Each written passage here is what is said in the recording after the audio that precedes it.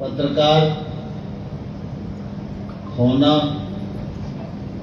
पत्रकार की भूमिका निर्वहन करना,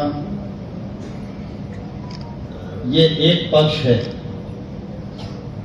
लेकिन पत्रकारों को संगठित रखना, उनके हितों की रक्षा करना, उनके सुख दुख में सहभागी होना और पालक की भूमिका निर्वहन करना, यह अपने आप में निश्चित रूप से बहुत ही कठिन कार्य है। पत्रकारिता के क्षेत्र में निश्चित रूप से कई प्रकार की समस्याएं भी हैं, लेकिन पत्रकारिता के क्षेत्र में रिस्क भी रहती है और कई बार ऐसा होता है कि जितना पारिश्रमिक मिलना चाहिए वो भी नहीं मिल पाता है।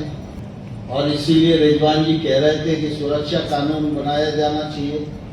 ये बात सही है, सबके मन में है और मुख्यमंत्री जी ने उस समय कहा था कि पत्रकारों को बुला के बात करेंगे।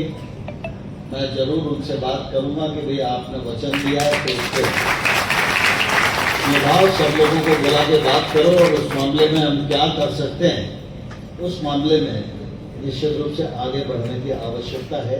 27 साल हो गए मुझे यहाँ से गए हुए, मगर निवासी यही का था और इसी माटी का सपूत हूँ। आप लोग जितना बड़ा चढ़ाकर बोलते हैं कि इतना मुकाम हासिल कर लिया, ये कर लिया, वो सब कुछ नहीं है। सब आप जैसे साथियों का सहयोग और साथ मिलता है तो कारवा बनते जाता है। आज समय है कि पत्रकारों की सुरक्षा कैसे हो।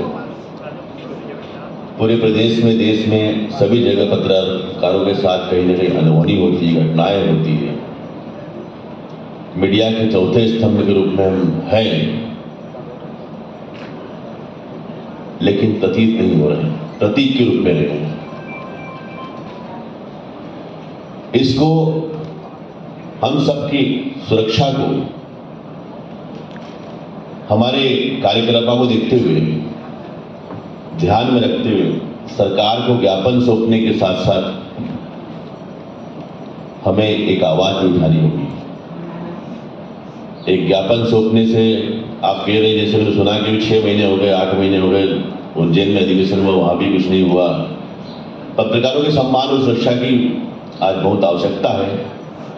कलम को, लेखनी को हम निर्भीक होकर स्वतंत्र रूप से चला सकें, इसकी बहुत आवश्यकता है। कोई दबाव महसूस ना करें, तभी हम आधिकारिक रूप में चौथा स्तंभ कहलाएंगे।